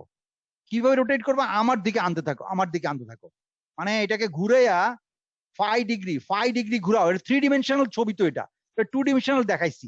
এটাকে রোটেট করতে থাকো, রোটেট করতে থাকো, রোটেট করে পি যখন আমার দিকে আসবে, বুঝতে পারতেছো? পি পয়েন্ট যখন আমার দিকে আসবে তখন পি অ্যাঙ্গেলটা, এই যে থিটা অ্যাঙ্গেলটাকে বাড়াইতে থাকো, বাড়াইতে থাকো, দেখবা যে পি পয়েন্ট একদম আমার দিকে, আমার বুকে এসে লাগবে, তোমার দিকে, তোমার বুকে গিয়ে লাগবে পি পি পয়েন্টটা যখন থিটার ভ্যালু 90। কল্পনা করতে পারছো 3 ডিবি? তখন অ্যান্টেনা থেকে যে রেডিয়েশনটা বেরোচ্ছে ওটাকে বলো ব্রডসাইড অ্যারে। এই যে অ্যান্টেনাটা তো শোয়ানো আছে, তার থেকে 90 ডিগ্রি। তো এইটাই এখানে বোঝানো হয়েছে। তুমি দেখো 3 ডিবি যদি একটু বুঝতে না পারো তাহলে আবারও কল্পনা করো, কল্পনা করো, আদারওয়াইজ এটা বোঝানো খুবই কষ্ট হয়ে যাবে। কারণ এটা আমি তো 2 ডিবি দেখাচ্ছি, যে এখন এটাকে ছবি দিয়ে যদি দেখাইতাম তাহলে হয়তো বুঝতে পারতাম। একটু পরে দেখাবো, দাঁড়াও আগে অঙ্কটা শেষ করে নেই। ম্যাথামেটিক্যালি এটাকে আমি বলছি সাই equal to 0 or theta equal two 90। 90 যদি হয় তাহলে ব্রড সাইড এর। এখন সেটা যদি করার জন্য আমরা কি করব, 90 মানে হচ্ছে π/2, থিটার ভ্যালু π/2। তাহলে এই যে সাই যেটা আছে, সাইয়ের ভিতরে যে কস থিটা ছিল না, কস থিটা, এখানে কস থিটা ছিল না Rajashree? K D cos theta ছিল, তো থিটার জি ভ্যালু স্যার। আমি 90 করে দিলাম। বুঝা যাচ্ছে? থিটার জি ভ্যালু স্যার। 90, থিটার ভ্যালু 90 করলাম। আবার আবার কি করব, আবার তোমার এই ইয়েটা যখন তোমার এক্স যখন 0 হবে, আমরা কি বলছি ম্যাক্সিমাম কখন হবে, যখন ওই ডিনোমিনেটর অথবা তার যে এক্স অ্যাক্সিস আর্গুমেন্ট সাইন ফাংশনের সেটা যখন 0 হবে তখন আমরা ম্যাক্সিমাম পাবো। তো সেটা হলো একটা কন্ডিশন, যে ম্যাক্সিমাম পাইতে গেলে আমার ডান দিকটা 0 করতে হবে এই এক্স অ্যাক্সিসটার। এই এক্স মানে হলো এই পুরোটা হলো এক্স আসলে, সিঙ্ক ফাংশনের এটা হলো আর্গুমেন্ট বা এক্স। তাহলে এটাকে 0 করতে হবে, তখনই ম্যাক্সিমাম হবে।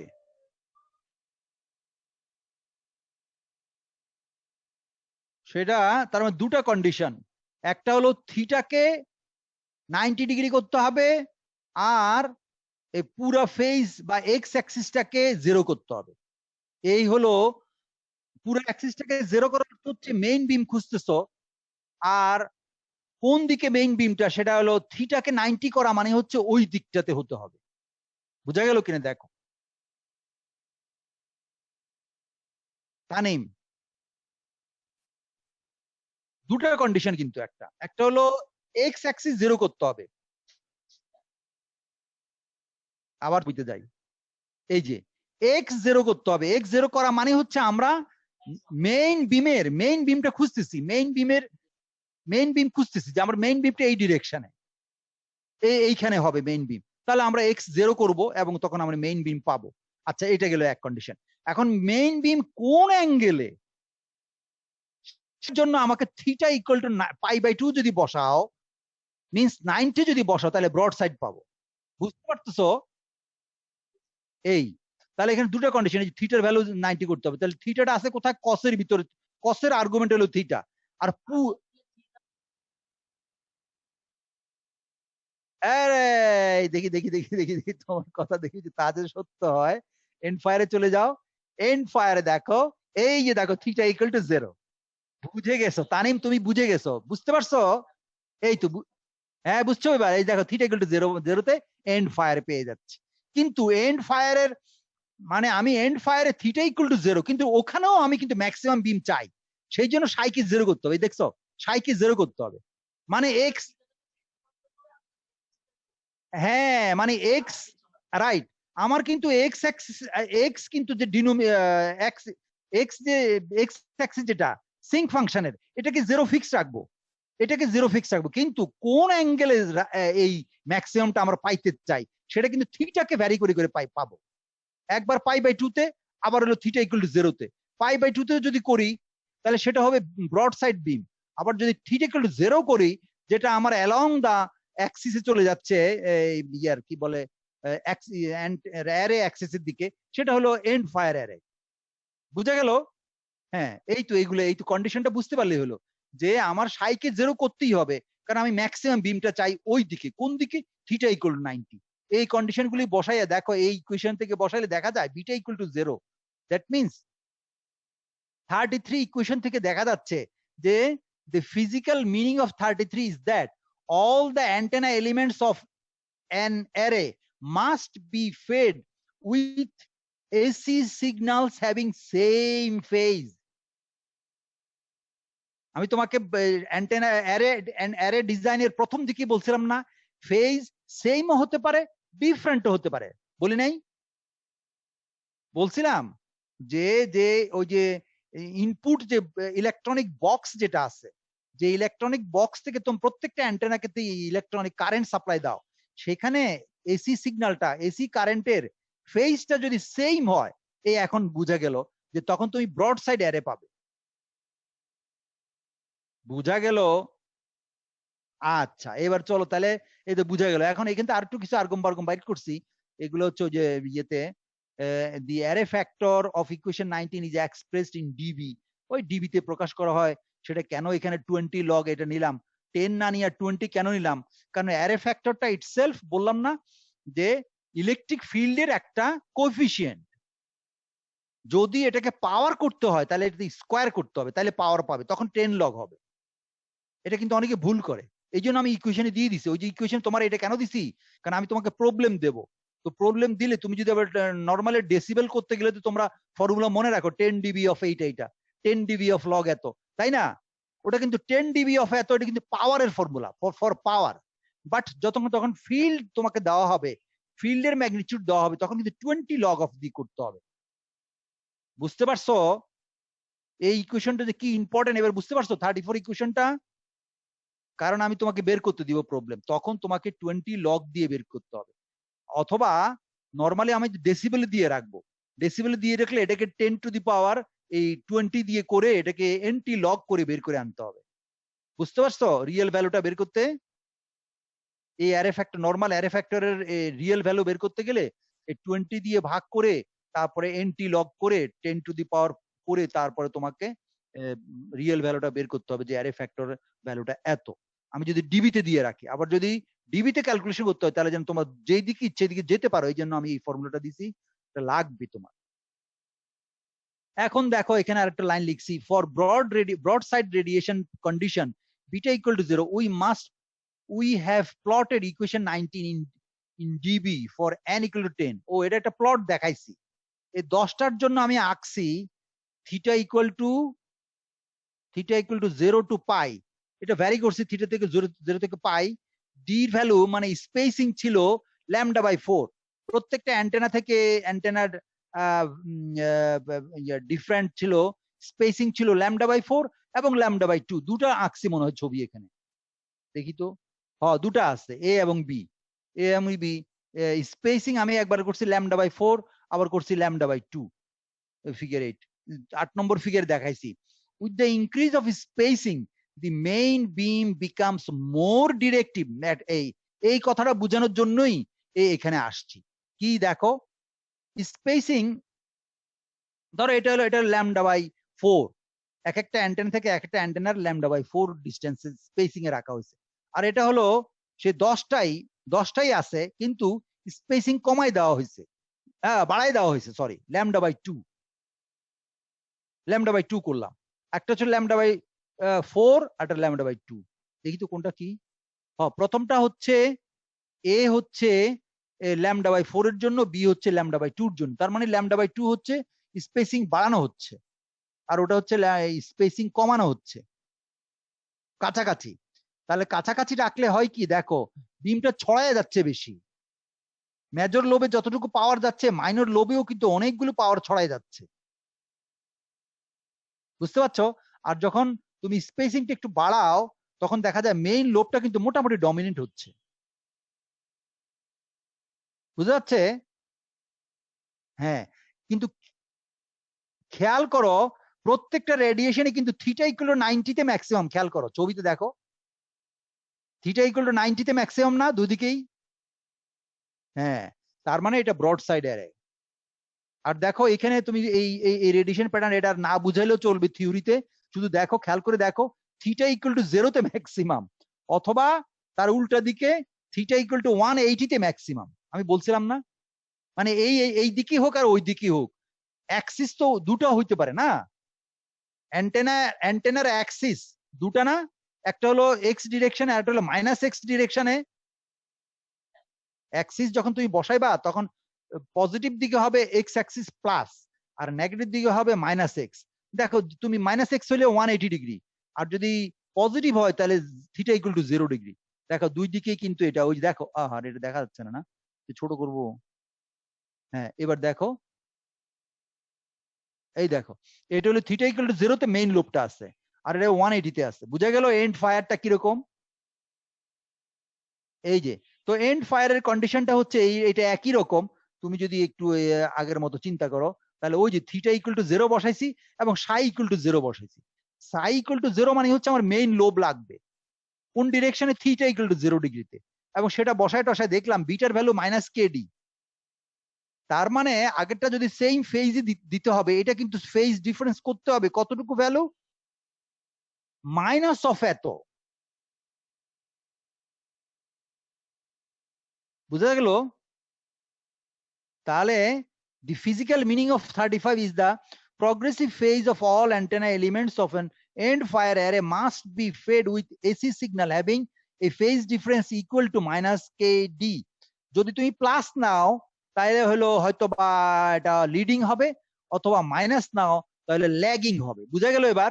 লিডিং ল্যাগিং এগুলো তোমরা পড়ছো তো না সেকেন্ড ইয়ারে, ফেজ কিভাবে ল্যাগ হয় কিভাবে লিড হয়। রাজশ্রী বুঝা যাচ্ছে? তমশ্রী নাকি? হ্যাঁ, এই যে beta equal two plus minus করলে তার মানে তোমাকে প্রগ্রেসিভ ফেজ দিতে হবে এইটাতে, এন্ড ফায়ারে।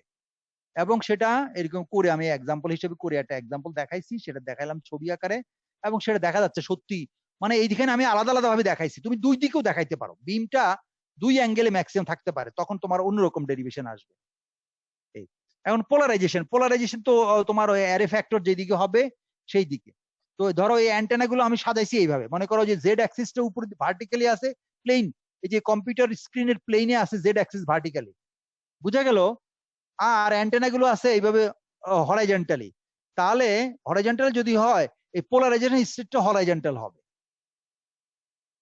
বুঝা গেল? তাহলে তুমি দেখো, খেয়াল করে দেখো যে আমরা টিভি অ্যান্টেনা গুলো ছাদের উপরে যে আমরা অ্যালাইন করি, যে বলে না ওই ছাদের উপরে এই তুমি ঘুরাও ঘুরাও, আসলে কিন্তু পোলারাইজেশনটাকে ঠিক করা হচ্ছে, আর কিছু না।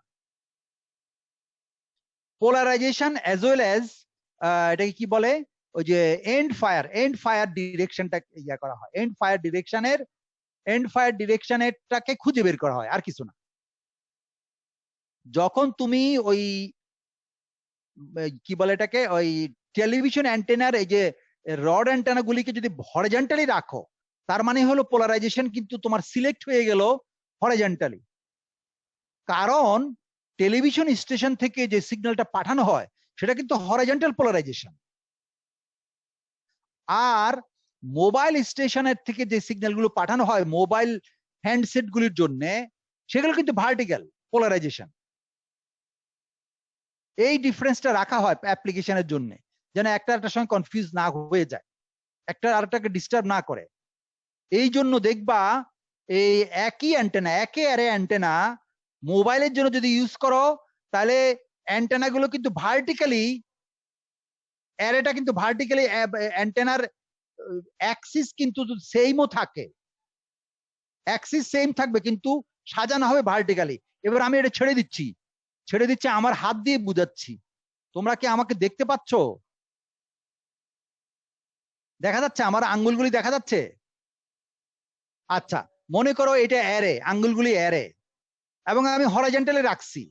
এই হরাইজন্টালি রাখার অর্থ হলো আমি টেলিভিশনের সিগন্যাল রিসিভ করব, কিন্তু এটা হলো তার অ্যাক্সিস, অ্যান্টেনার অ্যাক্সিস মনে করো। এখন কোন দিক থেকে আসছে আমি তোমাদের একটু ডেরিভেশন করে থিওরিটিক্যালি দেখাইছি, যে মেইন বিমটা, এন্ড ফায়ারের মেইন বিমটা বের করা যায় থিটা কোন অ্যাঙ্গেলে আসতেছে মেইন বিমটা। এই জন্য তুমি হরিজন্টালি যদি এভাবে ঘুরাও ওই ছাদের উপরে অ্যান্টেনাটাকে, তাহলে মেইন বিমটাকে আসলে তুমি ওই টেলিভিশন স্টেশনের মেইন বিমের সঙ্গে অ্যালাইন করছো, ওটার মেইন বিম তোমার অ্যান্টেনার মেইন বিম যদি একই ডিরেকশনে হয় ম্যাক্সিমাম সিগন্যাল রিসিভ করতে পারবা। আর যদি টিভি স্টেশনের মেইন বিম আর তোমার অ্যান্টেনার মাইনর বিম যদি অ্যালাইন করো তাহলে তুমি কম সিগন্যাল রিসিভ করবা। তাহলে এটা ঘুরে ঘুরে আমরা করি কি ওই অ্যালাইন করি, মেইন বিম অ্যালাইন করি। আচ্ছা, এটা কিন্তু হরাইজন্টালি আছে, খেয়াল করছো? দেখা যাচ্ছে আমার হাতটা অ্যাজ ওয়েল অ্যাজ আমার এই যে ইয়েটা কি বলে এই অ্যান্টেনা অ্যাক্সিসটা, এই যে প্লাস্টিকের একটা ডান্ডা আমি শোয়াই দিছি আঙ্গুলের উপরে, এটা কিন্তু হলো টেলিভিশনের সিগন্যাল গুলো হরাইজন্টালি পোলারাইজ থাকে, সেই জন্য এটাকে রিসিভ করার জন্য এই হরাইজন্টালি অ্যারে গুলিকে বসাইতে হবে। যদি তুমি মোবাইলের সিগন্যাল রিসিভ করতে চাও তাহলে এইটাকে ভার্টিক্যালি করে দিতে হবে। আমার আঙ্গুল দেখা যাচ্ছে, দেখছো এবারে অ্যান্টেনা গুলি কিভাবে দাঁড় করাইছি, এবং অ্যান্টেনা অ্যাক্সিসটা কোন দিকে আছে, ভার্টিক্যালি। আগে ছিল হরাইজন্টালি, এবার কিন্তু অ্যান্টেনা অ্যাক্সিস হয়ে গেছে ভার্টিক্যালি। এবার তুমি আবার ঘুরাও, এই দিক সেদিক ঘুরাও।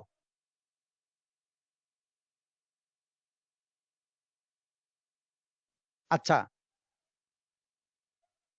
এইভাবেও হতে পারে,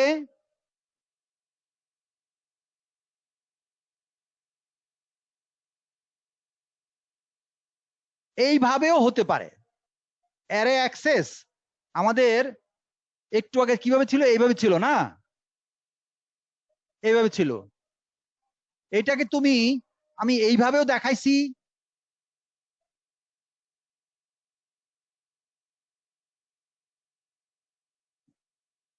এইভাবে যদি দেখাই তাহলে পোলারাইজেশন হচ্ছে এইভাবে। না, তাহলে তো পোলারাইজেশন ঠিকই আবার হরিজন্টালি হয়ে যাচ্ছে, হচ্ছে না তো। খেয়াল করো, অ্যান্টেনা গুলোর প্যারালেলি হবে তোমার ইয়ে পোলারাইজেশন। তাহলে এইখানে যদি হয় আঙ্গুলের প্যারালেল হচ্ছে এইটা, তাহলে এটা তো এরকম হলো, এটা হরাইজন্টাল পোলারাইজেশন। যদি এইভাবে করো তাও কিন্তু পোলারাইজেশন হরাইজন্টালি রয়ে গেল। ভার্টিক্যাল করতে হবে পোলারাইজেশন, তখন করব কি এই অ্যারেগুলিকে দাঁড় করাই দিব উপরের দিকে, এবং ইয়ে থাকবে এইভাবে। এই ভুল বলছি, আমি একটু আগে ভুল বলছি, এখন ঠিক আছে। তোমার অ্যান্টেনার হরাইজন্টালি যদি হয় তাহলে এইভাবে থাকবে, টেলিভিশন স্টেশনের জন্য, টিভি সিগন্যালের জন্য এইভাবে থাকবে, দেখা যাচ্ছে। আর মোবাইলের জন্য এইভাবে থাকবে, স্টিক গুলো মানে অ্যান্টেনা গুলো ভার্টিক্যালি থাকবে। তো এই জন্য দেখো অ্যান্টেনা অ্যাক্সিস কিন্তু মোটামুটি হরাইজন্টালি আসছে, মোটামুটি না অলওয়েজ হরাইজন্টালি আছে, কিন্তু অ্যান্টেনা গুলো একবার হরাইজন্টাল টেলিভিশন সিগন্যাল রিসিভ করার জন্য, আবার ভার্টিক্যাল মোবাইল সিগন্যাল রিসিভ করার জন্য। বুঝা গেল? হ্যাঁ, অ্যান্টেনা, রাইট, অ্যান্টেনার রড গুলিকে ভার্টিক্যাল করতে হবে অ্যান্টেনার টেলিভিশনের জন্য। এই দ্যাট মিনস অ্যান্টেনা গুলোর প্যারালালি হয় পোলারাইজেশন, অ্যান্টেনা স্টিক গুলোর প্যারালাল। তাহলে এইখানে হরিজন্টাল থাকলে হরিজন্টাল পোলারাইজেশন, আর এইভাবে যদি করো তাহলে ভার্টিক্যাল পোলারাইজেশন। আর একটু আগে যেটা দেখাইছিলাম এইভাবে করলেও পোলারাইজেশন কিন্তু হরিজন্টালি হয়ে যাচ্ছে, হরিজন্টাল হয়ে যাচ্ছে। দেখ আঙ্গুলের প্যারালাল তো হরিজন্টালি হলো, তাহলে হলো না, তাইলে হবে না। তোমাদের আজকের লেকচার তো শেষ হয়ে গেল, তোমাদের কোনো প্রশ্ন থাকলে বলো। তাহলে এই যে আমরা বললাম যে আমাদের মেইন দুটো বিমের আমরা কন্ডিশন বের করবো, অ্যারে বের করে, এই যে ব্রড সাইড অ্যারে এবং এন্ড ফায়ার অ্যারের কন্ডিশন বের করলাম। ব্রড সাইড অ্যারেতে কোনো ফেজ ডিফারেন্স লাগে না, এন্ড ফায়ারে লাগে, এবং তাদের পোলারাইজেশন দুইটা দুই রকম স্টেটে। আমি হয়তো তোমাদের পরীক্ষায় আঁকতে দিতে পারি, যদি তোমাদের পরীক্ষা হয় আর কি, আদারওয়াইজ তো কিছু বলতে পারবো না। তবে ফিজিক্যালি কিছু শিখে যাও, যদি ইন ফিউচার কখনো কাজে লাগে, মোবাইল স্টেশনে ভাইবা দিতে যাও বা বাইরে যদি কোথাও পড়তে যাও, তখন তোমাদের এগুলো লাগবে কনসেপ্টটা, যে ব্রডসাইড বা পোলারাইজেশন কিভাবে হয় অ্যান্টেনায়, তো সেটা বুঝাই গেলাম কিভাবে হবে, অ্যারের জন্য কিভাবে হবে, সিঙ্গেলের জন্য বুঝাই গেছি। তোমার রডটা যদি ভার্টিক্যাল থাকে পোলারাইজেশন ভার্টিক্যাল, রডটা যদি হরিজন্টাল থাকে পোলারাইজেশন হরিজন্টাল। সোজা কথা। কোনো প্রশ্ন করবা কি? আদারওয়াইজ শেষ করতে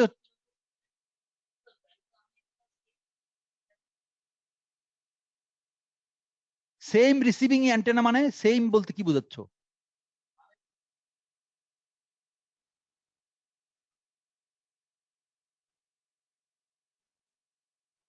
ডিফারেন্ট বলতে কি বলো, আবার স্পষ্ট করে বলো ডিফারেন্ট।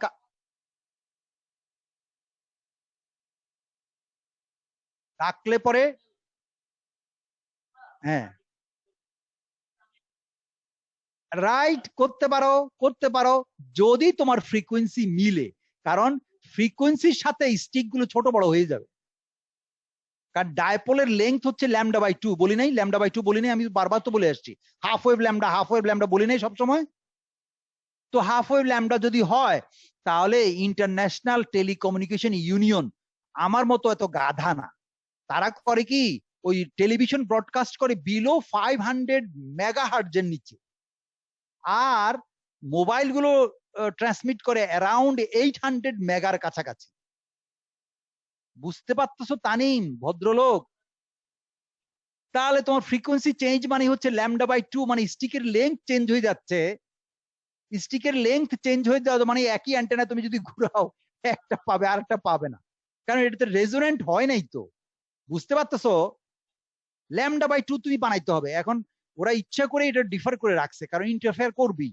সেই জন্য মোবাইল টেলিভিশন গুলিকে রাখা হয়েছে নিয়ার অ্যাবাউট 600 মেগার নিচে। 600 মেগার উপরে উঠতে দেয় না টেলিভিশন, একেবারে ইউএইচএফ ব্যান্ড পর্যন্ত। আর 800 এর উপরে হচ্ছে 800 প্লাস মাইনাস, অথবা 900 প্লাস মাইনাস, অথবা 1800, 1800 মেগাহার্জ। এই সমস্ত মেগাহার্জের আশেপাশে একটু ব্যান্ডউইথ নিছে মোবাইলের জন্য। ফলে সাধারণত দেখা যায় যে টেলিভিশন স্টেশনের যে রডটা, টেলিভিশন অ্যান্টেনার যে রডটা, সেটা মোবাইলের প্রায় মোবাইলেরটা হাফ, বা মোবাইলেরটার থেকে টেলিভিশনেরটার লেংথ হচ্ছে প্রায় দ্বিগুণ। বুঝা গেল? ফলে একই অ্যান্টেনা করলে তোমার পোলারাইজেশন ম্যাচিং হলো ঠিকই, কিন্তু ফ্রিকোয়েন্সি ম্যাচিং না হওয়াতে সিগন্যাল রিসিভ করতে পারবে না। হয়তো ওই পোলারাইজেশনে যদি অন্য কেউ ব্রডকাস্ট